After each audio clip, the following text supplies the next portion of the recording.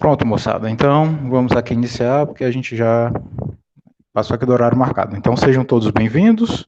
Eu sou o professor Odécio, essa é a disciplina de cálculo numérico. A gente vai iniciar os nossos encontros hoje. Os nossos encontros, a princípio, estão previstos para os dias de quarta-feira, a partir das 9 horas. Lembrando que todo o conteúdo que a gente vai trabalhar, vai precisar e tudo, já se encontra lá no Google Sala de Aula, ok? E ao final dessa aula, ela também vai ficar hospedada lá para que os demais colegas que, porventura, não tenham disponibilidade de assistir em tempo real possam nos acompanhar posteriormente.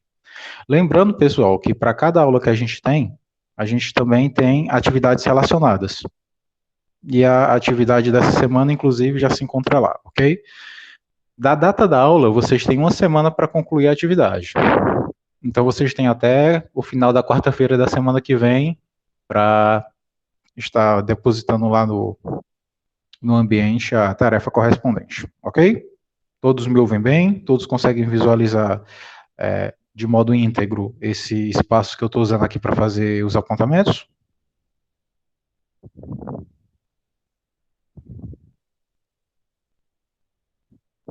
Ok. Responderam no chat, então vamos lá começar. Bom, pessoal, a disciplina de cálculo numérico, né? Vocês já fizeram 4 cálculos, salvo engano, mas são os cálculos relacionados à análise, né? A análise comum, né? Análise real. E o cálculo numérico, ele é relacionado à análise numérica. Então, você tem aqui um objetivo diferenciado para esse cálculo. Não que ele vá trabalhar com coisas diferentes, né? Coisas diferentes de limite, derivada, integral, ou qualquer coisa do tipo. Mas o princípio dele é conseguir, como o próprio nome já fala, possibilidade de conseguir boas aproximações ou resolver boas situações que, a princípio, a forma analítica das coisas não nos dá total ferramentas. Vamos pensar no seguinte: a gente sabe que o conjunto dos números reais, se a gente pensar aqui nos reais, no geral, ele pode ser seccionado por um corte de Dedekind, mais ou menos assim. Vamos colocar assim. Aqui os racionais, correto? E aqui o que não é racional. Eu vou colocar racional complementar, ok? Eu não gosto do símbolo dos irracionais, até porque na literatura sequer existe. Mas veja bem, então os reais podem ser observados como a união dos racionais com os não racionais. Então, quando eu pego um real, ou ele é racional ou ele não é racional. Tranquilo? Os racionais, eles são bem definidos, né? Quem é o conjunto dos números racionais? É o conjunto de todos os números da forma A sobre B, tal que AB pertencem aos inteiros, com B diferente de zero. Pronto. Isso daqui é o conjunto dos racionais. O que é um irracional? É um cara que não satisfaz isso. Então, de forma bem grosseira, a gente costuma dizer que os racionais são aqueles números que podem ser bem escritos na forma de fração. Isso é um erro, viu, pessoal? Vocês que são aí futuros professores, por favor, evitem erros conceituais querendo reduzir a complexidade do problema. Não estou dizendo que a gente não deva procurar uma linguagem que torne mais fácil a compreensão.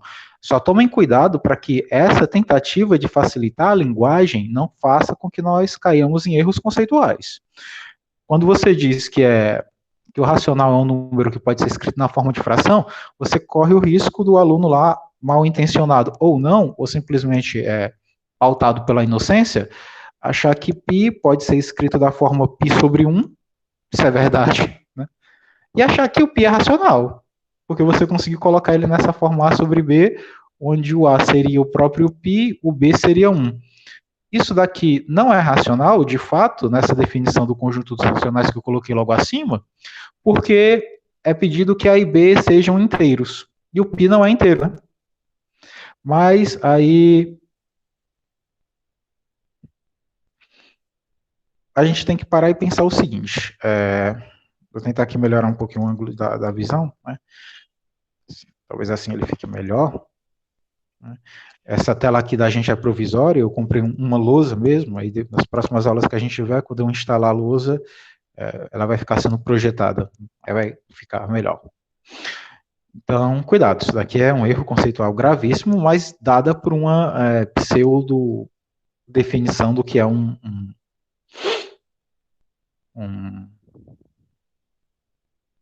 racional, ok? Então, os racionais são dessa forma aqui, né? São as frações, as quais numerador e denominador são inteiros, e o denominador, obviamente, é diferente de zero. E o irracional é um cara que não é. Por exemplo, você pega os naturais, como 2, 2 é 2 sobre 1. O 2 e o 1 são inteiros, 1 é diferente de zero, portanto, isso daqui, além de natural, também é racional. Você pega os negativos, por exemplo, o menos 5, ele é menos 5 sobre 1, que também pode ser 5 sobre menos 1, né? Ou qualquer fração equivalente a essa, né? Desde que você não multiplique o numerador e o denominador por zero. Em ambos os casos, o numerador e o denominador são inteiros, o denominador em ambos os casos é diferente de zero, portanto, isso daqui também é um racional. Então, os inteiros também são racionais. Isso daqui, de certa forma, nos leva a crer que os naturais estão contidos nos racionais. Isso daqui nos leva a crer que os inteiros estão contidos nos racionais. As frações, né? Pela própria definição aqui também. Os decimais estão contidos lá, né? Porque se eu pegar aqui o número 0,A, onde esse A é um dígito, isso daqui é A sobre 10. O A é um número inteiro, o 10 também, 10 é diferente de zero, então os números com essa cara também são racionais. Okay. Tranquilo até aqui? O nosso desejo, intuito aqui, não é nem os racionais, porque desde Dedekind os racionais estão muito bem definidos, pouquíssimo tem a que se falar dos racionais. Mas uma das premissas do cálculo numérico é nos possibilitar fazer boas aproximações de números irracionais. Então, uma das coisas que a gente aprende, eu acho que a gente vê isso durante o curso todo, em N disciplinas distintas, é o seguinte: quando eu falo de irracionais para vocês, a princípio, qual é o primeiro número irracional que de repente vem à cabeça de vocês? Monique, Lucas, Agamenon, quando se fala de número irracional, ou então quando vocês veem nos livros por aí, qual é a primeira... O pi. O pi, o cara vai logo de forma violenta. O raiz de 2, talvez, né? O raiz de 2, né? Normalmente o raiz de 2 é um dos primeiros que aparece. Mas o pi, na verdade, historicamente, o pi ele vem primeiro do que o raiz de 2, né? O pi é anterior à escola pitagórica e o raiz de 2, inclusive, é da escola pitagórica em diante. Então, o pi, de fato, é um dos mais antigos que a gente tem, né? O é muito recente, né? Já se dá a Euler, Napier, os logaritmos, etc. e tal. Mas um dos primeiros caras que você pensa naturalmente é o pi. E, claro, o raiz de 2. Então, o raiz de 2 é um irracional. Então, ele não pertence aos racionais. Bom, isso daqui a gente tem diversas formas, né, de demonstrar isso daqui. Existe a forma clássica, acho que essas vocês estão cansados de ver, né, que é por absurdo, né? Suponha que raiz de 2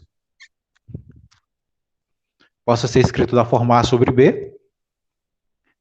Escrever só isso é um imenso erro, porque você sabe que A e B aqui são inteiros. Você está pedindo que o B seja diferente de zero, só que você tem que colocar uma condição inicial aqui, pessoal. Você tem que colocar aquela condição que o máximo divisor comum entre o A e B deva ser 1. Porque se não for, provavelmente existe algum número que divida simultaneamente A e B. Ou seja, A e B é fração equivalente de alguém. E esse alguém pode ser fração equivalente a outro alguém. E aí você fica concatenadamente voltando e nunca tem a certeza se você realmente chegou à raiz do problema, né? a redundância do termo raiz. Então, quando você fixa esse cara aqui, que o máximo divisor comum entre A e B é 1, você está dizendo que essa fração aqui é aquela dita fração irredutível, né? Ou seja, que não existe outro número natural, exceto 1, que simultaneamente divida A e B, ok? Eles estão na mesma classe de congruência, usando uma linguagem de teoria dos números. Bom, dadas essas condições, agora bem definidas, você eleva ao quadrado essa expressão, então raiz de 2 ao quadrado é 2, isso daqui fica A quadrado mais B quadrado, correto? Isolando aqui, fica A ao quadrado igual a 2, B ao quadrado. O que isso daqui diz alguma coisa? Significa que esse A ao quadrado é um número par, correto? Mas se o quadrado de um número é par, significa dizer que o próprio número também é par. Todo mundo concorda com isso? Se um número é par, não tem como o quadrado dele ser ímpar. Ou não tem como, se um número é ímpar, o quadrado dele ser par. Né? Isso, inclusive, é muito fácil de você provar. Né? Os números pares são da forma 2K, os números ímpares são da forma 2K mais 1. Basta você fazer um produtinho notável e fica tudo resolvido. Ok? Então, o que eu estou dizendo aqui, se A ao quadrado é igual a 2B ao quadrado, eu estou dizendo que A ao quadrado é par, e isso implica dizer que o A é par. E se o A é par, então ela é da forma 2K com K pertencente aos inteiros. Correto? Se eu pego agora, gente, esse formato do A e jogo de novo nessa expressão, trago ela para cá, ó, fica 2 igual ao A, que é 2K, então isso daqui fica 2K ao quadrado sobre B ao quadrado, correto?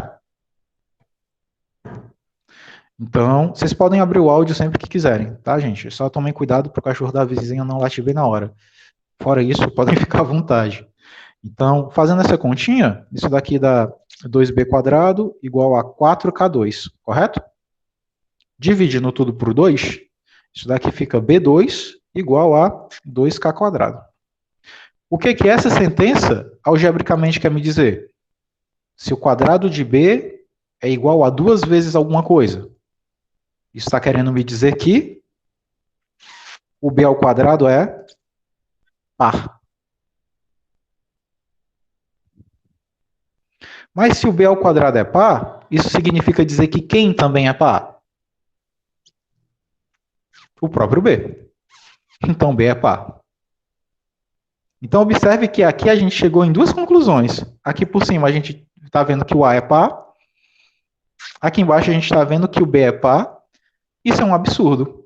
Porque bem aqui em cima, quando eu fixo essa condição, ó, que o máximo divisor comum entre A e B é 1, significa que o único número capaz de dividir ao mesmo tempo o A e o B é o 1.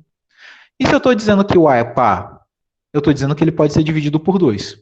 Se eu estou dizendo que o B é par, o B também pode ser dividido por 2. Então, eu estou dizendo que o B divide simultaneamente o A e o B. É um absurdo, porque senão o A seria um divisor comum a A e B. Onde aqui em cima eu estou dizendo que o único que tem essa capacidade é o 1. Aí eu chego num absurdo, né? Chegar nessa conclusão que A e B são pares é um absurdo.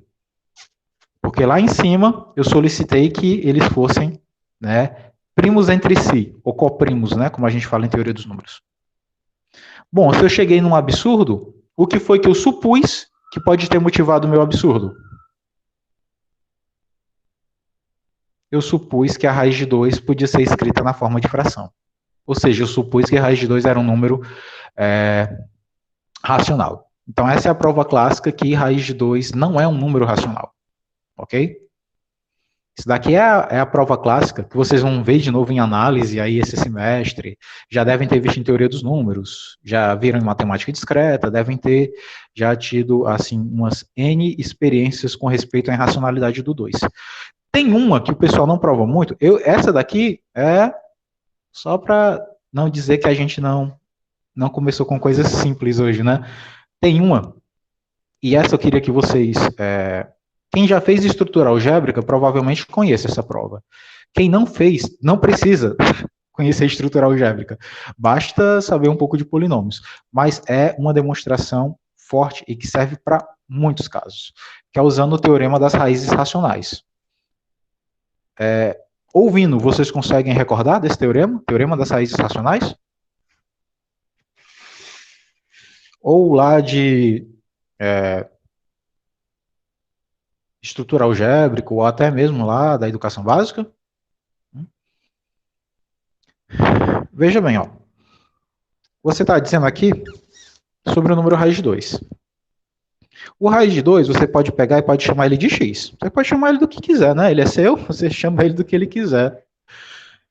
Elevando ambos os lados dessa expressão ao quadrado, o que, que vai ficar? Raiz de 2 ao quadrado fica 2, e x ao quadrado fica x ao quadrado, correto? Passando para o outro lado, como diz o popular,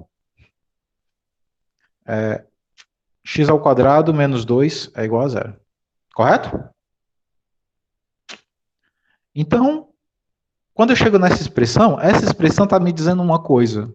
Né? E o que, que essa expressão está me dizendo? Ela está me dizendo que o número raiz de 2 resolve esse problema. Todo mundo concorda comigo? Dizer isso daqui é dizer que o número x, quando é raiz de 2, ele está resolvendo esse problema. Ou seja, quando eu substituo o x por raiz de 2, ele ao quadrado mais 2 dá zero. Isso daqui, em matemática, tem uma sutileza. Quando você pega um valor substituído em expressão e a expressão dá zero, você diz que aquele valor é uma raiz daquela expressão. Então, dizer isso daqui que eu disse para vocês é dizer que raiz de 2 é uma raiz de x ao quadrado menos 2. Uma vez que, ao substituir o x por raiz de 2, essa expressão dá zero. Correto, moçada? Correto?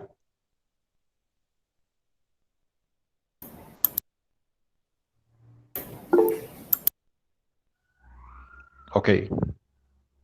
Tranquilo. Então eu vou pegar esse carinha aqui, ó, e vou chamar ele de p de x, para dizer que ele tem cara de polinômio. P de x igual a x ao quadrado menos 2. Okay? Então eu sei que raiz de 2 é uma raiz disso. Aí você invoca o teorema das raízes racionais. Quem não lembra dele, pessoal, dê uma procuradinha depois, tá? Ele é muito forte. Sendo bem usado, ele é muito forte. O teorema das raízes racionais, ele não só lhe dá uma ideia de quem são os candidatos à raiz, mas intuitivamente ele diz se é ou não é racional. Então veja bem, não sei se vocês lembram.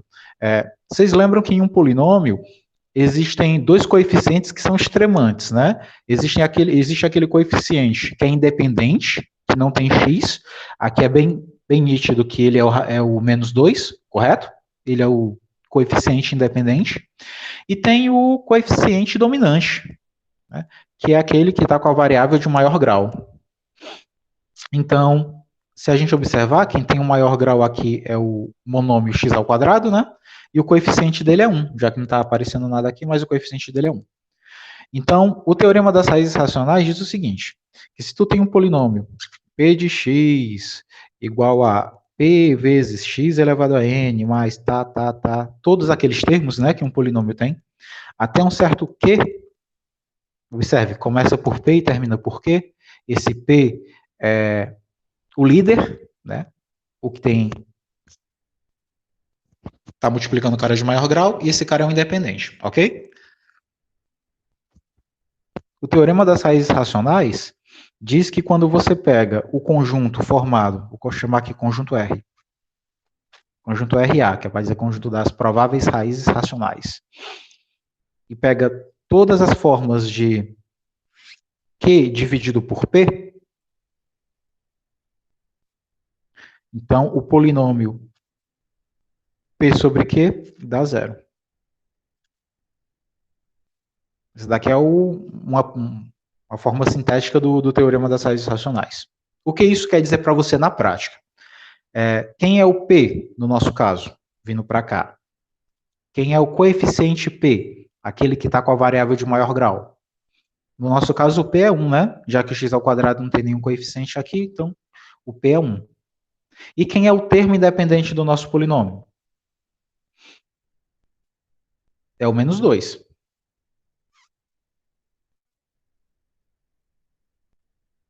Aí o que, que você vai fazer agora, gente? Você vai pegar e vai me dizer quem são os divisores de cada um desses caras. Quem são os divisores de 1 e quem são os divisores do menos 2.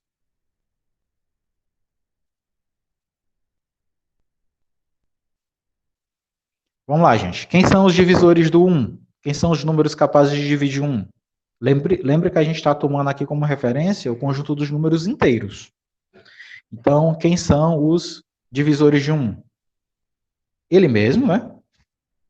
E o menos 1. E quem são os divisores do menos 2? Quem são os números capazes de dividir o menos 2? O 1, que divide todo mundo. O menos 1, que também divide todo mundo. O 2, porque menos 2 dá para dividir por 2, né? E o próprio menos 2. Tranquilo? Então, esses são os divisores do 1 e esses aqui são os divisores do menos 2. E agora, o que, que eu vou fazer aqui? Aqui agora, eu vou fazer frações com eles. Se você enxerga bem isso daqui, pessoal, interprete isso daqui comigo. Esse conjunto RA. Esse conjunto RA são todos os quocientes possíveis entre o P e o Q. Na ordem, né? Q sobre P. Então, eu vou pegar todos os valores desse conjunto e vou dividir por todos os valores desse conjunto. E aí criar o tal conjunto RA. Então, vamos criar aqui o conjunto RA. Vamos lá. 1 dividido por 1 dá 1. Acompanhe aqui a caneta. Menos 1 dividido por 1, menos 1.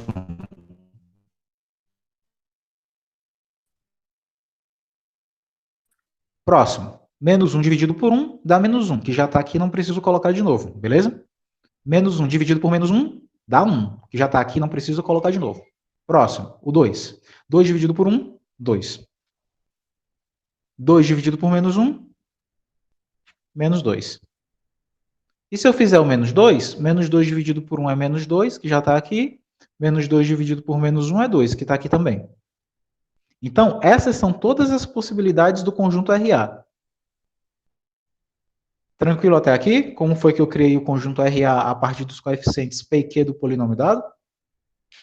Ainda não começou o teorema. Isso daqui é só o terreno que você precisa para agora, estabelecidas as condições, você possa pegar e fazer. O conjunto RA, pessoal, eles são os candidatos a raízes do seu polinômio. Eles são os candidatos à solução do seu problema. Eu não estou dizendo que eles são, mas eu estou dizendo que eles são candidatos a. Provavelmente, se existir raízes racionais, fixem isso que eu estou falando agora. Se existirem raízes racionais, obrigatoriamente ela está nesse meio. Ela tem que ser uma dessas. Se existir a raiz racional, ela tem que ser ou 1, ou menos 1, ou 2, ou menos 2. E aí você vai pegar e testar. Aí se você chegar assim e diz, Décio, mas nenhuma delas deu certo. Conclusão, nenhuma raiz do seu polinômio é racional. Então esse teorema, pessoal, ele é desgastante quando você tem de repente muitos valores para testar, mas ele tem um grau de confiabilidade extremo. Se você testou todas as possibilidades e todas as possibilidades deram errado, você pode chegar e colocar sem medo. Não existem raízes racionais para esse problema. Pronto. Ah, mas eu sei que o número fulano é uma solução. O que é que você pode falar sobre esse número fulano? Esse número fulano não é racional. Então, existe um teste de irracionalidade que não é baseado na escrita da fração, e sim no comportamento que aquela raiz tem sobre um anel de polinômios, usando agora a linguagem de estrutura algébrica, né? Quem já fez estrutura algébrica aí, que de repente já conheça essa linguagem, quando você usa aquele critério de Eisenstein, Einstein, né? Não. É quase isso. Depois vocês olham lá no livro e perguntam para o Ramon. Acho que é Einstein, que diz que, dadas determinadas condições sobre os coeficientes no anel de polinômio, se ele não satisfaz aquela condição, então aquele polinômio ele é irredutível sobre aquele anel, né? Então, é isso que a gente está fazendo. A gente está fazendo um teste sobre os anéis de polinômio dos reais. Dos racionais, perdão. Então, vamos lá. Vamos testar esses caras aqui. Vamos lembrar que o nosso polinômio lá era o polinômio p de x igual a x ao quadrado menos 2. Vamos ver se algum desses valores dá certo aqui. Vamos calcular o p de 1. P de 1 substituindo x por 1, dá 1 ao quadrado menos 2. 1 ao quadrado é 1, menos 2 é menos 1. Não deu zero, né? Lembre que a gente precisa que ele dê zero. Então, não deu certo. P de menos 1 vai ser menos 1 ao quadrado, menos 2. Lembre que o polinômio que eu estou pegando é esse camarada aqui, ó, que é quem dá origem ao raiz de 2. Então, menos 1 ao quadrado é 1, menos 1 é menos 1. Não deu certo também. Lembra que a gente está procurando zero. Quem é o P de 2? O P de 2 é 2 ao quadrado menos 2, que dá 2, se você fizer a conta. Não deu zero. E, por fim, o P de menos 2 é menos 2 ao quadrado menos 2, que também deu 2. Como nenhum deles deu zero, qual é a conclusão que eu tiro? O polinômio p de x igual a x ao quadrado menos 2 não possui raízes racionais. Essa é a conclusão que eu tiro. Se todos os testes falharam, ou seja, se nenhum dos testes deu zero, significa que esse polinômio em questão ele não tem raízes racionais. Mas bem aqui em cima, eu disse que ele tinha, que raiz de 2 é uma raiz. E aqui embaixo, o que eu estou dizendo? Que ele não possui raízes racionais. Qual é a conclusão que eu chego? Quando eu contraponho essa informação, que raiz de 2 é uma raiz, e aqui embaixo, o teorema das raízes racionais me diz que ele não tem raízes racionais. Chego à conclusão que o raiz de 2 não pode ser um número racional. E como só existem duas classes de número dentro dos reais, ou ele é racional ou ele é irracional, a gente chega à conclusão que o raiz de 2 é um número irracional. Ok, pessoal? Dúvida nessa demonstração que eu fiz? Usando o teorema das raízes racionais para provar a irracionalidade do número raiz de 2? Não costuma aparecer muito, mas é um resultado que a gente tem que saber usar. A gente usa o teorema das raízes racionais para tentar resolver, né, encontrar raízes de polinômios, e esquece que ele tem um poder de caracterização e classificação de raízes fortíssimo, né? Até porque você está dentro de uma estrutura algébrica, né? Então você acaba podendo usar tudo que ela tem de bom para você. Tranquilo? Bom, para o pessoal que chegou um pouco depois, a gente falou que um dos princípios do cálculo numérico é a gente conseguir dar boas aproximações a problemas que o cunho analítico não dá tanto, né? O que eu chamo de cunho analítico? Quando você está resolvendo um polinômio, você resolve ele e quer encontrar a raiz, e quer entender bem ela, quer classificar. E na maioria das vezes você quer saber que valor ela tem. E o raiz de 2 a gente sabe que ele não tem uma representação decimal finita, né? Ele é 1,41 e bumba. E lá aí vai. O raiz de 3 é 1,70 e pouco e por aí vai. Aí tem os logaritmos neperianos que também não tem um valor tão exato, né? O π, 3,14 e lá vai pedrada. Então, o cálculo numérico, ele busca formas de você, dentre tantas outras coisas, encontrar boas aproximações para determinados problemas. Seja para aproximar números irracionais, seja para resolver sistemas não lineares de equação, para resolver integrais não necessariamente convergentes em todo o domínio, mas localmente convergentes, para resolver equações diferenciais com problemas de contorno, que não sejam lineares, que não sejam homogêneas, que não sejam exatas, que não possam ser localmente expandidas por uma série de Fourier. Então, o cálculo numérico, os matemáticos aplicados que me perdoem, mas eles meio que tapam os buraquinhos que a análise não quis tapar, né? Que a análise real, normal, não quis tapar. Porque às vezes você não se interessa em saber quem é o resultado, você só quer saber se o resultado existe. Vocês que fizeram EDO, vocês devem lembrar aí do Teorema de Picard. O Teorema de Picard é um teorema de existência e unicidade para soluções de uma determinada classe de equações diferenciais ordinárias. Então, Picard não estava interessado em saber quem era a solução, ele só queria saber se existe. Ah, legal, ela existe. Ah, ela é única? É. Ela é estável? Ela, dentro de um sistema de EDOs, ela permite que você cole soluções e recubra uma superfície com essas soluções? Então, para quem é da análise, isso é mais do que suficiente. Para quem é da geometria, é mais do que suficiente, porque é apenas uma condição que lhe dá possibilidade de você seguir no estudo. A análise numérica não, ela quer saber quem é, quem são, qual é a cara, qual é o valor aproximado, qual é a estimativa de erro. Vocês vão ver que hoje, durante essa semana, a primeira tarefa que vocês têm, que eu propus lá, é justamente o esclarecimento do que é um erro em matemática, e não, o erro não é o contrário de acerto. Erro, para a gente da matemática, é uma estimativa numérica, tanto que hoje a gente vai ver um pouquinho de estimativa numérica aqui, e é isso. Então, a ideia do cálculo numérico é essa, é que você tenha condições de, dado um problema que a princípio já está resolvido, mas não está claro quem é o valor dele, você tenha ferramentas para resolver. E aí, fazer uma aproximação de senos, de cossenos, que sejam irracionais, de logaritmos e tudo. Inclusive, vou fazer um agora aqui. Aproximar raízes é muito chato, mas existe um método que você tem, não sei se vocês já se pararam para se perguntar como é que a gente dá o valor aproximado das raízes, tirando as raízes exatas, obviamente, né? Porque a gente sabe que a raiz de 4 é 2, porque 2 ao quadrado é 4. Né? A gente sabe que a raiz de 121 é 11, porque 11 ao quadrado é 121. Mas, quando eu digo que a raiz de 2 é aproximadamente 1,4, imagina-se que 1,4 ao quadrado é algo muito próximo de 2, né? Mas muito próximo quanto? 1,4 está próximo, mas será que 1,41 está mais próximo ainda? 1,414 não está mais próximo ainda?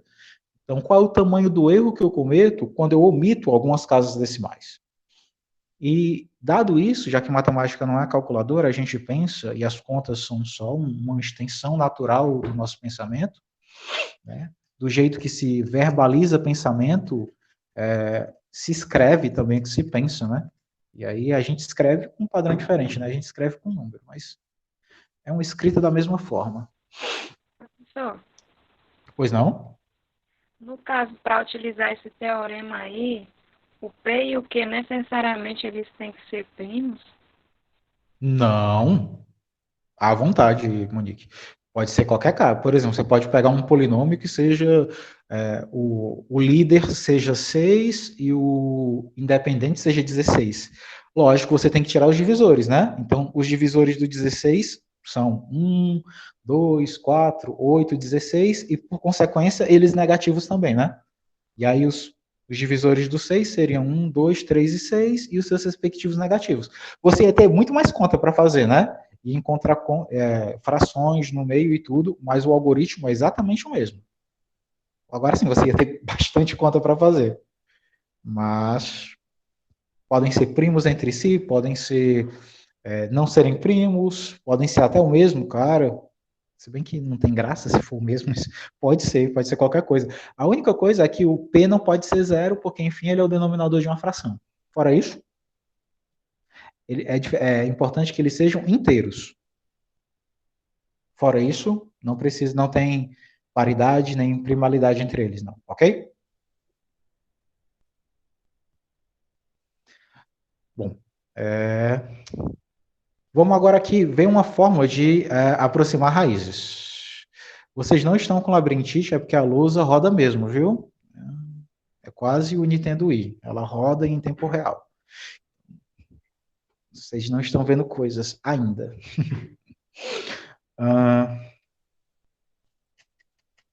Quem depois quiser assistir de novo, para tomar nota de alguma coisa, fiquem à vontade, vai ficar hospedado até o final do curso lá. A gente vai ter os horários de atendimento também, quando vocês quiserem tirar dúvida, perguntar algum problema. Podem ficar à vontade, que o semestre é tal qual como seria o presencial. A diferença é que, assim, que eu falo assim, o apoio e o amparo a vocês. Bom, tem um resultado que diz o seguinte. Aliás, eu não vou dizer o resultado, eu vou construir o resultado com vocês, que é mais bonito. Imagina, gente, que vocês têm um número que não tem raiz exata. Mas vocês conhecem um número muito próximo dele que tem raiz exata. Como é que eu faço para criar a raiz quadrada que não é exata a partir de um número próximo do que eu tenho e que seja exato? Então, imagina que exista um número P e você quer tirar a raiz quadrada dele. Só que esse número não tem raiz quadrada exata. É o 2, é o 7, é o 10, né? Tantos quanto os outros. Mas você sabe que muito próximo dele tem um número que tem raiz exata. Digamos, existe um número E, muito próximo dele, e a raiz do E é exata. Por isso que eu estou usando a letra E, ok? Bom, desse número para esse, eu posso calcular o tamanho da distância entre eles. Por exemplo, o tamanho da distância do número que eu quero para o número que eu tenho. Então, por exemplo, eu quero calcular a raiz quadrada de 3. Mas o 3 não tem raiz exata. Quem é bem perto do 3 que tem uma raiz? O 4. Então, eu vou calcular a distância entre a raiz quadrada do 3 e a raiz quadrada do 4. Tranquilo? Essa é a ideia. Vou pegar a raiz que eu sei que dá certo e vou calcular a distância dela para a raiz que eu quero. Bom, se eu quero calcular a distância, e esses são números, né? Então tem somente uma dimensão, então eu vou tirar a diferença entre eles. Ok? Só que vocês percebam que, por exemplo, quando eu quero a raiz quadrada do 8, eu tenho duas possibilidades para procurar. Eu posso procurar ela pelo 4 e eu posso procurar ela pelo 9, correto? Porque tanto o 4 como o 9 tem o 8 ali entre eles, e tanto o 4 como o 9 são exatas as raízes. Se eu pego uma, pode dar positivo, se eu pego a outra, pode dar negativo, né? Como é que eu faço para resolver esse problema? De sorte que o sinal aqui não interfira para mim. Se eu tenho uma diferença e eu quero controlar o sinal da diferença, basta que eu aplique um módulo, correto? Aí, independente que isso dê positivo ou negativo, o módulo faz com que isso seja positivo. Ou seja, eu estou trabalhando com uma distância. E lembrem, lá de geometria, que uma das principais características de uma métrica bem definida é que ela tem que ser sempre positiva. Ok? Então, eu vou pegar a raiz de P, que é um número irracional, que eu não sei, e esse raiz de E é um número que eu sei, que a raiz é exata. Tranquilo? E quando eu pego uma menos a outra, eu quero que isso seja aproximadamente zero. Eu sei que não vai dar zero, porque não é o mesmo número. Mas eu quero que fique bem perto uma da outra. Ou seja, que o E me ajude a ter uma aproximação muito fiel, muito próxima do que eu desejo. Tranquilo? Essa é a ideia. Pego o número que eu procuro, saio procurando perto dele, ou à frente ou atrás, alguém que seja exato, para me ajudar, e aí tomo o módulo da diferença entre eles. Esse módulo da diferença eu vou tentar minorar, ou seja, eu vou tentar que essa diferença seja cada vez mais próxima de zero. Tranquilo? Aí naquele ponto você pensa, poxa, estou trabalhando com raízes. Qual é a melhor forma possível de você trabalhar com a raiz? A melhor forma de você trabalhar com a raiz é elevando ambos os lados ao quadrado, né? Então, módulo da raiz de P menos raiz de E, tudo isso ao quadrado, é aproximadamente zero ao quadrado. E observe, gente, que zero ao quadrado, por mais que esse número não seja zero, seja aproximadamente zero, quando eu elevo ao quadrado, ao invés de ele disparar, ele diminui. Todo mundo concorda com isso? Que quando eu pego um número que é 0, alguma coisa, por exemplo, 0,5, Quando eu elevo ao quadrado, dá 0,25. Em lugar desse número subir, ele diminuiu. E se eu continuar elevando ao quadrado, toda vez que eu pego esse número muito pequeno e elevo ao quadrado, ao invés de aumentar, ele diminui. Ou seja, se eu fico fazendo isso sucessivas vezes, esse número aqui vai ficar tão próximo de zero que eu posso dizer que em algum momento ele naturalmente vai tender a zero. Basta que você pegue o número 0,1, 0,1. 0,1 ao quadrado dá 0,01. 0,01 elevado ao quadrado dá 0,0001. E toda vez que você eleva ao quadrado, ele fica cada vez menor. Então, de forma natural, esse cara vai tender a zero. Então, isso daqui é uma estimativa que vai me dar um erro controlável, que eu posso ficar insistindo nele e encontrar um número cada vez menor e cada vez mais preciso, porque esse lado da expressão, analiticamente, me garante que toda vez que eu pego um número pequeno, né, ali que está entre 0 e 1, e eleva ao quadrado, ele consegue ficar menor do que ele ainda era. E aí, naturalmente, esse cara vai, bum, para zero. Tranquilo, gente? Convencidos desse argumento? Porque é muito bom o cara chegar, ó, eu quero que isso fique bem pequenininho, mas o que que me garante que isso vai ficar bem pequenininho? Dedekind. Como quase tudo em análise, Dedekind me garante que se tu tem um número entre 0 e 1, e esse número vai tomando infinitas potências naturais, esse cara vai ficar tão próximo de zero que em algum momento ali pelo infinito vai tender a zero. Ok? Então, de fato, basta que você pegue aí depois a calculadora e fique 0,1 ao quadrado. Aí pega o resultado ao quadrado de novo, ao quadrado. Se tu ficar com a licença da palavra e sendo bem cearense, ficar frescando nesse quadrado, quadrado, quadrado, quadrado, em algum momento a calculadora vai começar a dar zero e acabou. Não vai mais deixar de dar zero. Ela está ali dizendo ali intuitivamente que aquele limite tendeu a zero, ok?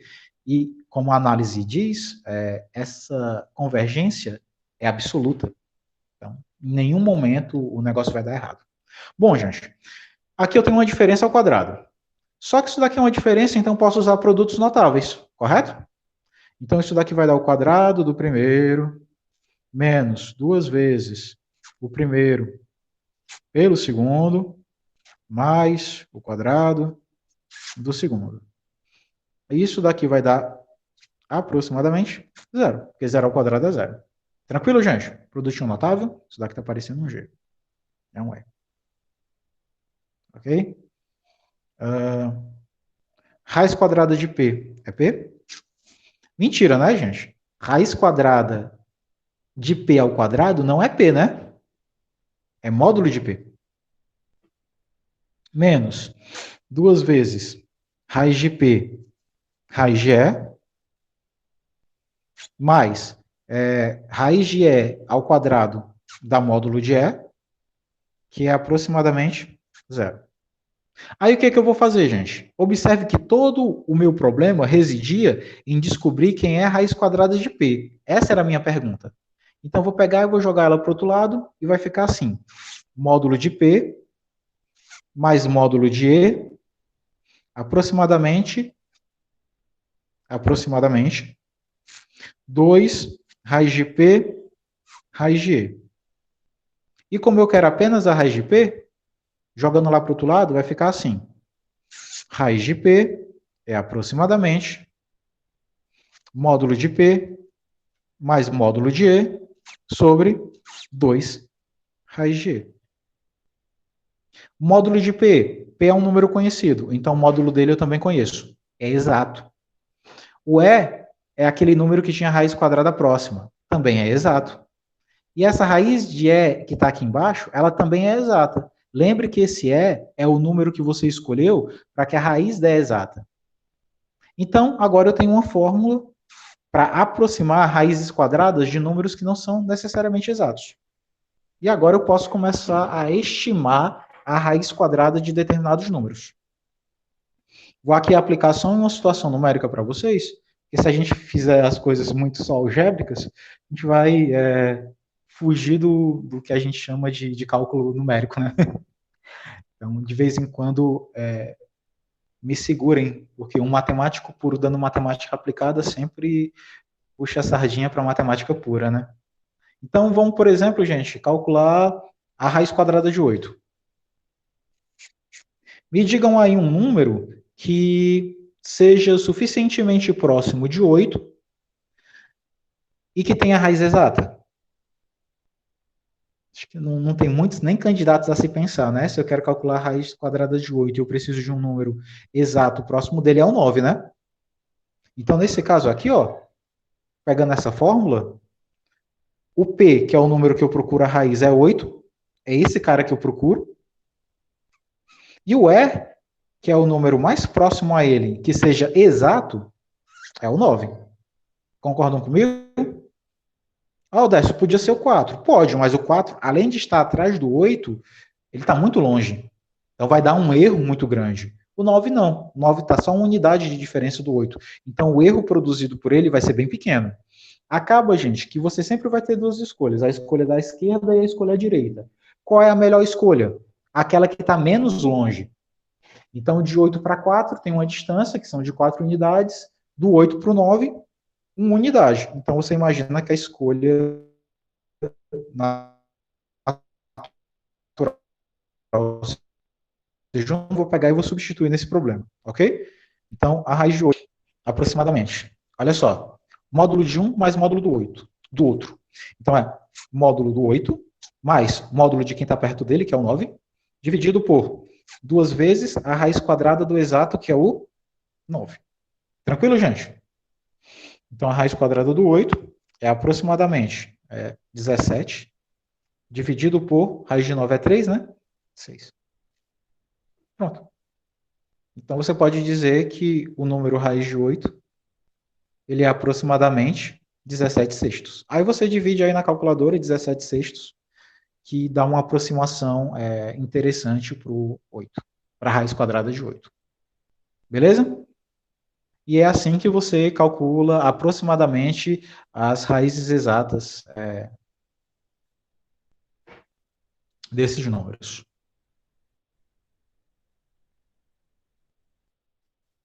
Dúvida, gente? Dúvida de como é que a gente faz a aproximação de raízes quadradas de números que não são, que não tem raiz exata? Que não são quadrados perfeitos, né? Tranquilos?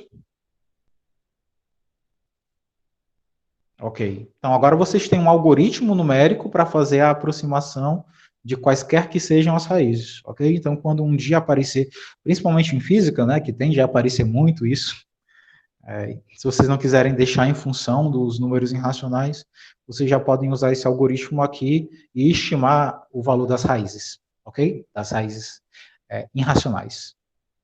Tranquilo?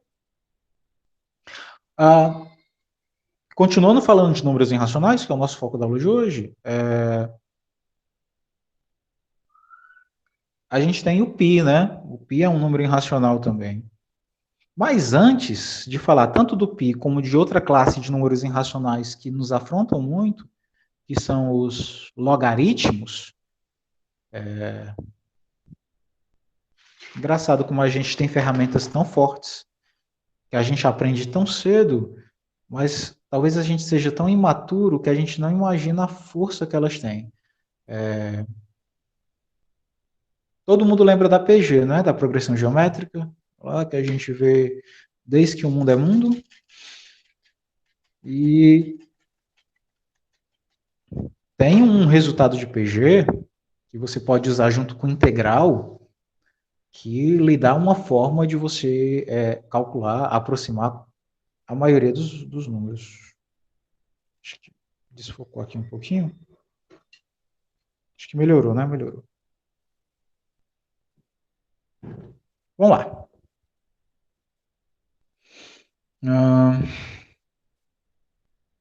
Faz o seguinte. Existe uma série, vocês podem ter visto já em algum canto aí. Essa daqui. 1 mais t ao quadrado mais t ao cubo mais infinitamente aqui. Alguém lembra o que dá isso daqui? Essa série é uma série porque ela é uma soma, né? Uma soma de termos de uma mesma sequência, né? Que é a t elevado a n. Então, esse 1 é como se fosse t elevado a zero, desde que t seja diferente de zero. Então, aí é 1 mais T2 mais T3. Isso é, obviamente, uma PG. Todo mundo concorda? É uma PG cujo primeiro termo é 1 e cuja razão é T. E, no caso, ela está indo para o infinito. Então, ela não é só uma PG. Percebam que ela é a soma dos termos de uma PG, cujo primeiro termo é 1 e cuja razão é T. Tranquilo? Todo mundo reconheceu a nossa querida aí? Famosa série geométrica. E existe uma expressão para isso, né? Que é essa daqui.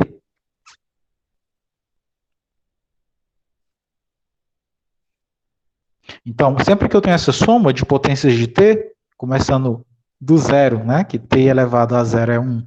E aí t, que é t elevado a 1, t elevado a 2, t elevado a 3, t elevado a 4, e assim, mandando o expoente ao infinito, isso daqui pode ser reescrito dessa forma. Tranquilo?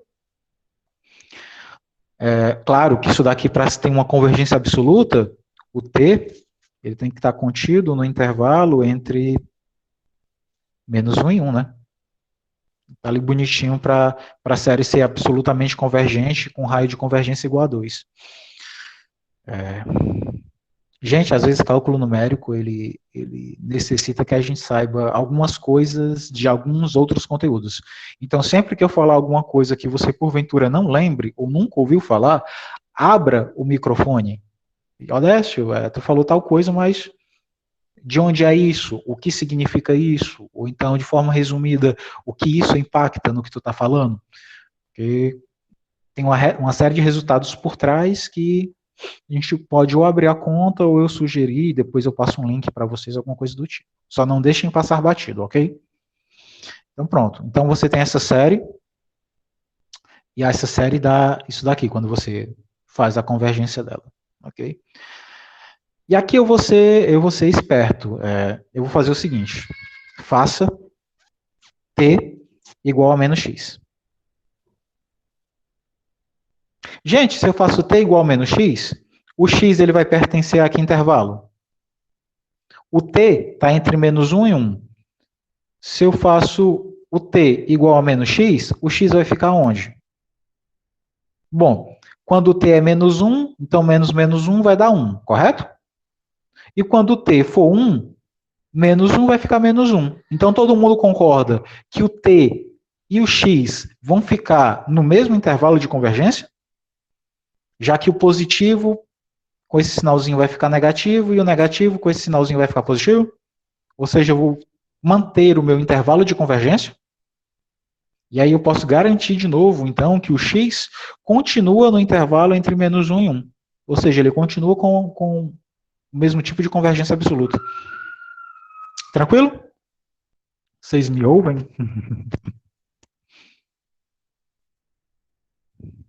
Tranquilo. Então, o que eu vou fazer? Eu vou pegar essa expressão de cima e onde tiver t, eu vou substituir por menos x, ok? Então, vai ficar assim. O 1, não tenho que substituir, continua. O t vai virar menos x. O t2 vai virar menos x ao quadrado. O t3 vai virar menos x ao cubo. E assim por diante. E do outro lado, 1 sobre 1 menos. E esse t aqui não é menos x, então menos com menos vai dar mais. Tranquilo, gente? E aí, o que é que eu quero que vocês percebam? Isso daqui vai ficar 1 menos x, que são esses dois primeiros camaradas aqui. Quando você pega o menos x e eleva ao quadrado, ele vai ficar positivo. Então, vai ficar x ao quadrado. Quando eu pego o menos x e elevo ao cubo, né, vai ficar negativo. E eu quero que vocês percebam o seguinte. O x4 vai ficar positivo ou negativo? Bom, como o x4 ele vem do t4, ele vai ficar positivo, porque sempre que o expoente é par, fica positivo, correto? E o x5 vai ficar negativo, porque 5 é ímpar. Então, perceba que sempre que os expoentes forem pares, o termo fica positivo, e sempre que os termos forem ímpares em expoente, eles vão ficar negativos. Então, aqui vai dar mais x4, porque 4 é par, menos x5, porque 5 é ímpar, e assim por diante. Isso daqui vai ser 1 sobre 1 mais x. Tranquilo, gente? Então, eu consegui essa outra expansão aqui. E o que é bacana aqui é o seguinte, eu vou aplicar a integral dos dois lados aqui. É cálculo, né? O nome da disciplina é cálculo, então vou usar a integral. E, para ser mais exato, eu vou fazer o seguinte. Eu vou calcular aqui, eu posso fazer integral de onde eu quiser para onde eu quiser. Então, integral de 0 até 1, a clássica, né? Disso daqui. 1 menos x mais x ao quadrado, menos x ao cubo, mais Tem demais aqui. Dx, né? Estou fazendo uma integral de Riemann, então preciso colocar aqui o dx. Se fosse uma integral de Lebesgue, não precisaria.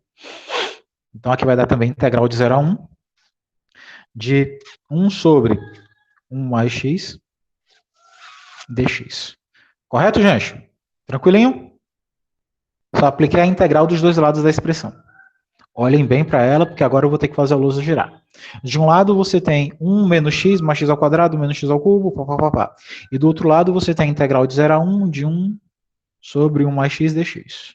Tranquilo? Olhem bem para essa moça bonita. Girando. Do lado de lá, começava com 1. A integral de 1 é x. Depois tinha menos x quadrado. Aliás, menos x, que a integral é menos x quadrado sobre 2. Aí tinha x quadrado, que a integral é x ao cubo sobre 3. Aí tinha menos x3, cuja integral é menos x4 sobre 4, correto? E assim por diante. E a outra, gente, integral que tinha, vou até girar a luz aqui de novo, eu preciso chamar a atenção de vocês para isso. Essa integral aqui, ó. Alguém lembra de cabeça quem é essa moça?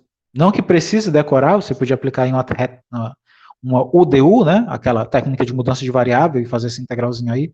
Mas alguém saberia dizer assim, peipum, que integral é essa?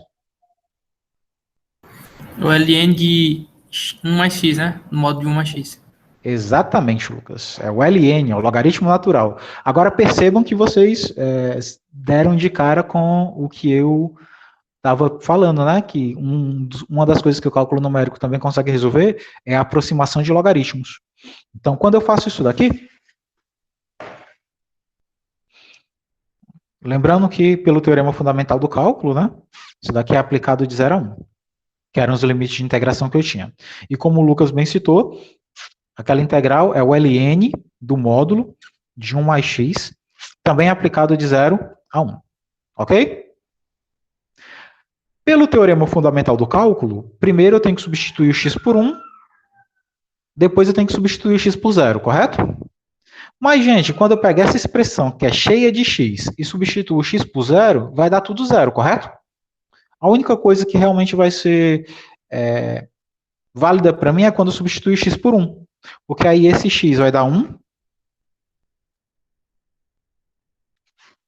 Aqui vai dar 1 sobre 2, porque 1 ao quadrado é 1, né? Mais 1/3. Observe que onde tem x, vai ser 1. Então, 1 elevado a qualquer expoente é 1, né? Vai ficar dando só 1. Esse x4 sobre 4 dá menos 1/4. E assim por diante. Do outro lado, o que acontece? Substituindo x por 1, vai ficar ln de 1 mais 1. Ou seja, ln de 2. E quando eu substituo x por 0, vai ficar ln de 1 mais 0, que é 1. Menos ln de 1. Lembre que eu estou subtraindo por conta do teorema fundamental do cálculo, né? Você substitui o limite de cima, menos, depois substitui o limite de baixo. Isso daqui é a consequência do teorema fundamental do cálculo. Isso daqui eu não vou resolver. 1 menos 1 meio. Poderia resolver. Não vou resolver porque no momento não cabe. Menos 1/4 mais pá. Por outro lado, ln de 2. ln de 2 é um número irracional, não é exato. Então, vou repetir, porque enfim, eu não sei quanto é. Mas o logaritmo natural de 1 é zero, né, gente? Porque sempre que o logaritmando em um logaritmo é 1, né? A gente aprendeu lá no ensino médio que esse cara é zero. Esse aqui é zero. Esse cara é zero. Gente, apresento para vocês o logaritmo de 2.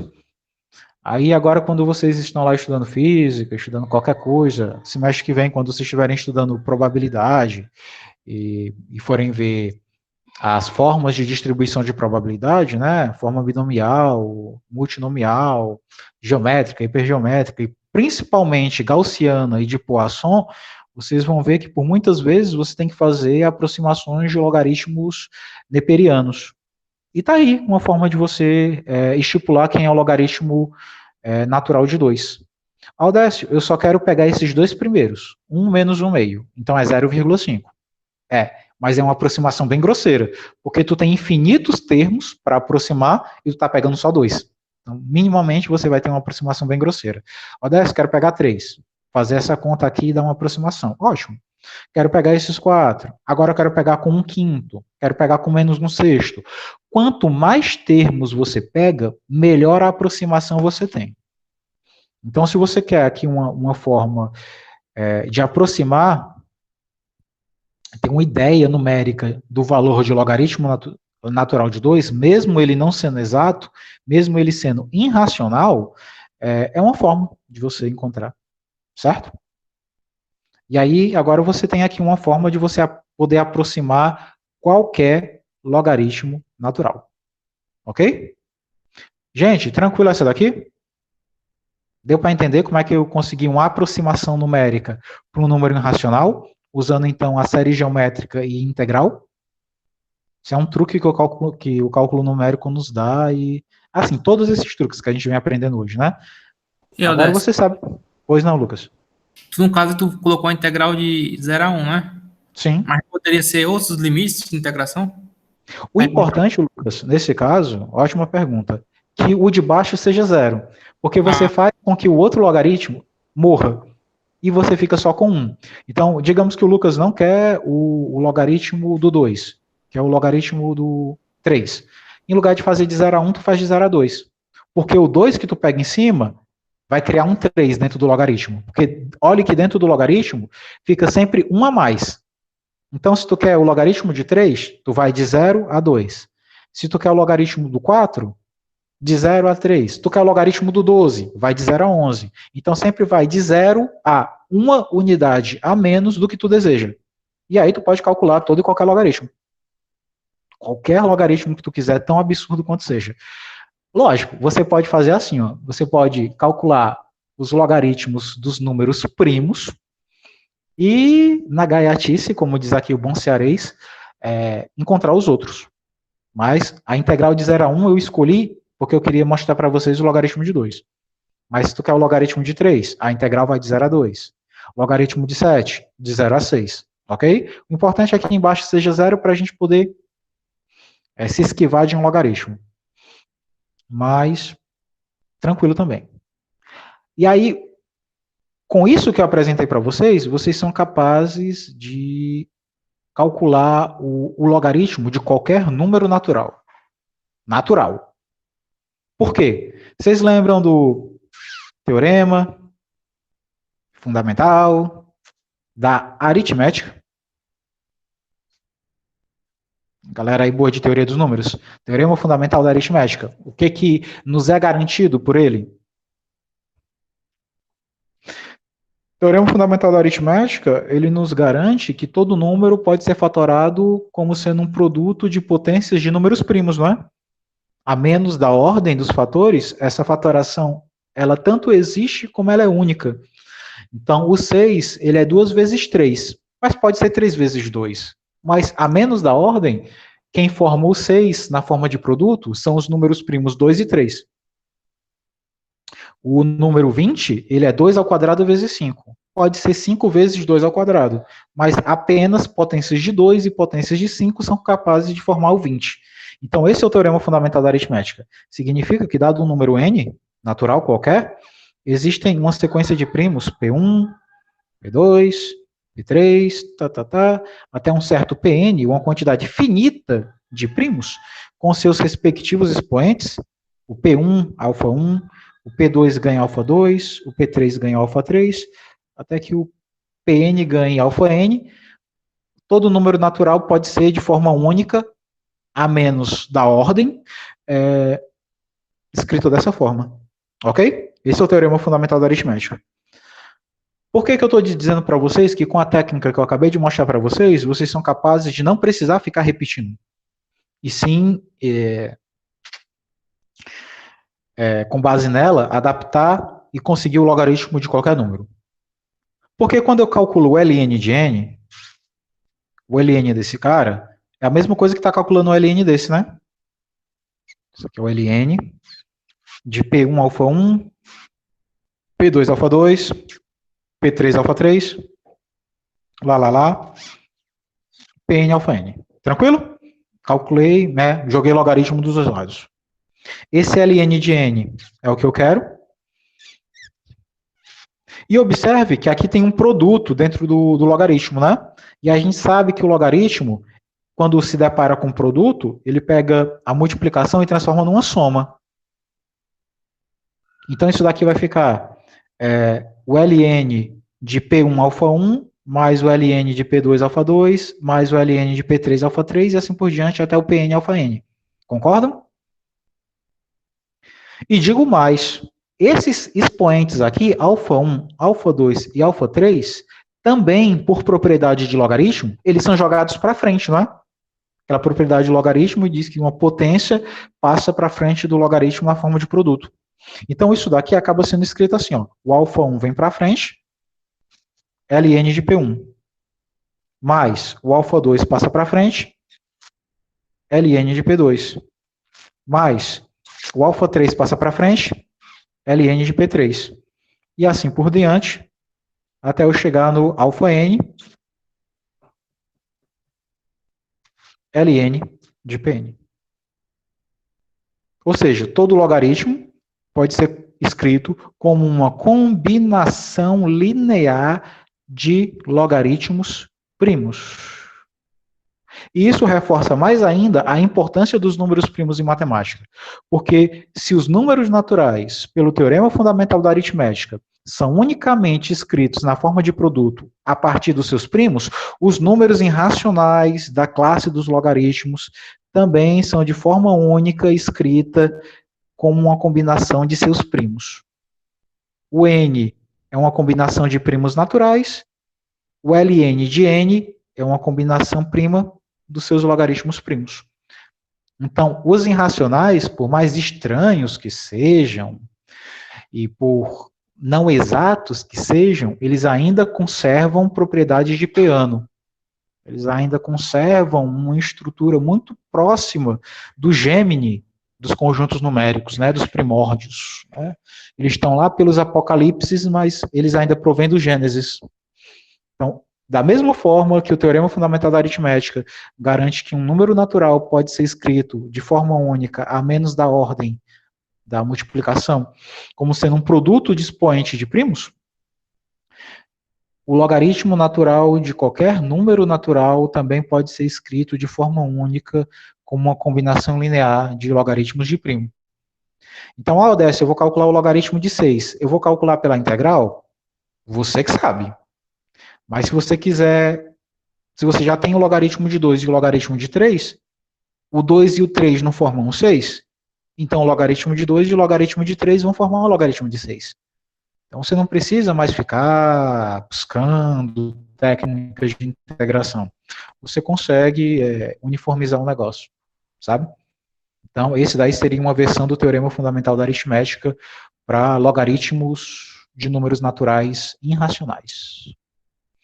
Dúvida, gente, nessa construção que a gente fez? Seja na que me proporcionou a raiz quadrada de 2, seja nessa aqui que me generalizou toda e qualquer forma de calcular logaritmos não exatos? Observe que essa base aqui é a base dos números, do número de Euler, né? Logaritmo natural. Mas você pode fazer de logaritmos quaisquer. Por exemplo, vou abrir uma brechinha aqui. Odécio, mas eu queria mesmo, assim, do fundo do meu coração, era calcular o valor aproximado do logaritmo de 2 na base 3. Era isso que eu queria. O que foi que tu fez aqui que pode me auxiliar a resolver isso? Teorema da mudança de base, né, gente? O que é o logaritmo de 2 na base 3? Ele é o logaritmo natural de 2 dividido pelo logaritmo natural de 3. Não é isso que o teorema da mudança de base nos diz? Que todo logaritmo ele pode ser escrito como sendo o quociente do logaritmando e da base com uma base alternativa? Então, se eu conheço o logaritmo natural do 2 e o logaritmo natural do 3, eu conheço o logaritmo de 2 na base 3, como também conheço o logaritmo de 3 na base 2. Eu posso pegar qualquer logaritmo, transformar em logaritmo natural, usar essa aproximação e chegar no resultado que eu quero.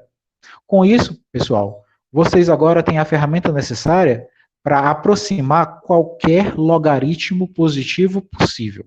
Qualquer um, em qualquer base. A base é natural, a base é neperiana. Já tem como resolver. Mas ela não é como essa. Você escreve ela pelo teorema fundamental da aritmética, pelo teorema da mudança de base, morreu. Agora vocês são capazes de calcular a aproximação de qualquer logaritmo possível, sem precisar da calculadora, ok? Não estou dizendo que é a melhor forma, né? Em alguns momentos, se a calculadora estiver lá, a disciplina de cálculo numérico não é aquela disciplina que faz de você uma calculadora, ou ao final do curso, eu não quero lhe convencer que você deve não usar a calculadora. Pelo contrário, ao final desse curso, eu quero que vocês tenham extrema certeza que todos os caminhos nos levam à calculadora. Porque nós não fomos feitos para fazer conta, nós fomos feitos para pensar. Ok? Se existe algo que faz a conta pela gente, não faz sentido humano nenhum ficar nos martirizando com isso. Mas a gente precisa saber o porquê das coisas. E nós que somos da matemática, muito mais ainda. Porque ninguém nunca vai perguntar para um engenheiro de alimentos por que o valor de π é 3,14. Mas vamos perguntar para você assim que você dizer que você é da matemática. Então, existem perguntas que são inerentes à nossa razão de ser. Então, a gente precisa minimamente saber o porquê das coisas, né? Gente, alguma dúvida até aqui sobre essas construções que a gente fez? Hoje a gente aprendeu dois métodos de aproximação muito fortes, né? Hoje a gente sai daqui, depois que a gente treinar e tudo, a gente sabe aproximar qualquer tipo de raiz quadrada e a gente sabe aproximar qualquer tipo de logaritmo positivo, por enquanto. Okay? Vocês já calcularam um logaritmo negativo na vida? Tipo, logaritmo de menos 1.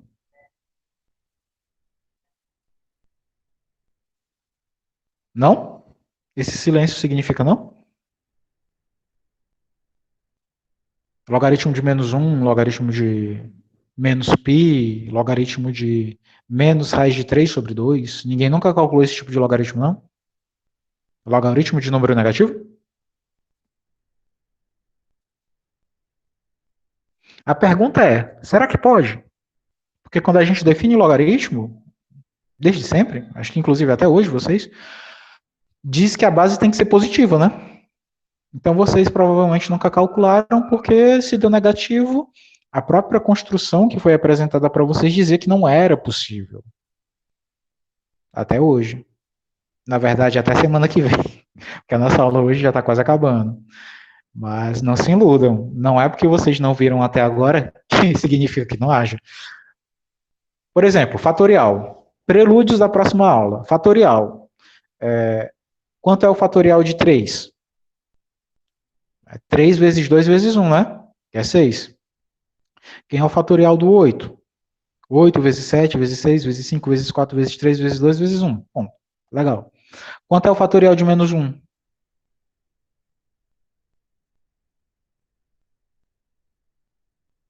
É aquele silêncio que... Como assim, fatorial de menos 1? Não sei se vocês entendem o que eu estou querendo colocar na cabeça de vocês, porque quando a gente ensina fatorial, quando a gente aprende fatorial, a ideia é a seguinte... Foi, Gustavo, a gente aprendeu algumas coisas em álgebra linear avançada, porque tudo isso faz dos conjuntos espaços vetoriais, né? Normados, métricos, geométricos, né? Quem não fez álgebra linear avançada acaba perdendo muita coisa, porque você aprende coisa pra caramba também. É um curso muito bonito. Eu gosto dessas disciplinas optativas porque, primeiro, que eu dou o que eu quero, né? Tá dentro do PUD, então eu dou o que tem que ser dado e ainda mais algumas coisas. Mas você precisa realmente expandir a cabeça para não ficar achando que só existe aquilo. Por que eu chamo a atenção do fatorial para vocês? Porque normalmente a gente só calcula o fatorial até o zero, né? Porque a ideia do fatorial é fazer assim. Você vai diminuindo o número até chegar no 1. Se o número vem antes do 1, aí o negócio perde sentido, né? Tipo, eu vou pegar o menos 1. Aí eu vou ficar subtraindo, né? Fazendo ele descer até chegar no 1. Mas o menos 1 nunca chega no 1, moçada. Menos 1. Aí subtrai, dá menos 2. Aí subtrai de novo, dá menos 3. Em lugar do negócio melhorar e convergir para o final, ele vai ficando cada vez mais distante. Mas é possível calcular o fatorial de menos 1. Fatorial de menos 1, fatorial de π, fatorial de 1 meio, fatorial de tudo. Existe uma função muito mais ampla, chamada função gama fatorial, que ela é capaz de abranger qualquer número real. E a gente descobre que o nosso fatorial da análise combinatória, que parece um negócio maravilhoso, fantástico, bem resolvido e autossuficiente, é um caso extremamente particular. É a função gama de rima restrita aos números naturais. Ou seja, tudo que você sabe até agora é uma gota d'água em um mar do oceano, né? Em um dos mares de um grande oceano. Então, cena dos próximos capítulos. Dentro desse curso, dentre muitas outras coisas, inclusive, além de aproximar números irracionais, estabelecer bons critérios de dizer se um número é irracional ou não, se ele é algébrico ou transcendente, se uma integral converge ou não, se uma equação diferencial tem ou não tem uma solução bem definida, se um erro é aceitável ou não dentro de um núcleo de estimativa bem definido, se um conjunto possui uma sigma álgebra bem construída de modo que você possa falar em uma probabilidade dentro dela, a gente vai estender muitos conceitos, né? A gente vai entender o que realmente é um fatorial, o que realmente é um logaritmo, o que realmente é comparar dois números, e assim a gente vai acabar ampliando a nossa visão. Cálculo numérico é um curso que vale a pena ser visto, para ganho de conhecimento mesmo. Ok? Bom, pessoal, a gente vai ficando por aqui. A minha previsão de aula era 1 hora, mas o Gustavo já fez disciplina comigo, sabe que eu consigo tudo, né, Gustavo? Menos me controlar. Menos cumprir o horário à risca, mas... Verdade, viu? É que nunca me viram na frente de uma lousa, né? Eu termino de copiar e já quero apagar outra, porque eu quero continuar e a lousa é muito pequena para conter a minha ansiedade. Essa aula tá gravada. É menos ruim do que ter que ficar tirando foto durante a minha aula. Bom, pessoal, então a gente fica por aqui essa semana, próxima semana, mesma hora. Inclusive no mesmo link, sempre será esse link, certo? Então vocês não precisam ficar procurando no grupo ou no Google Sala de Aula. O link é sempre esse, ok? É exclusivo para vocês de cálculo numérico.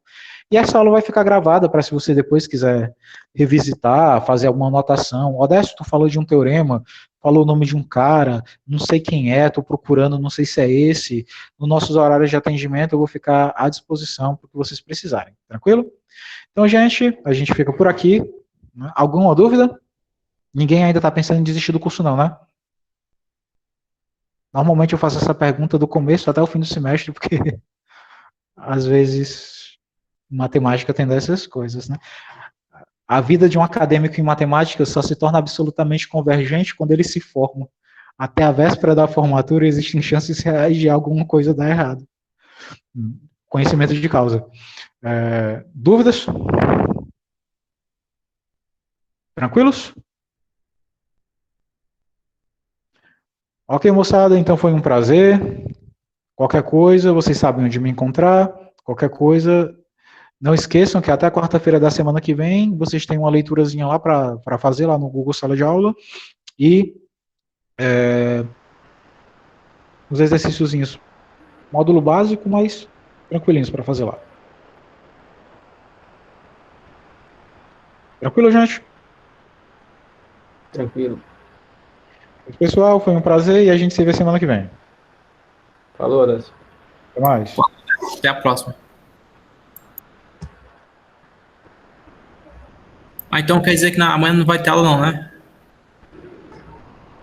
E o 10.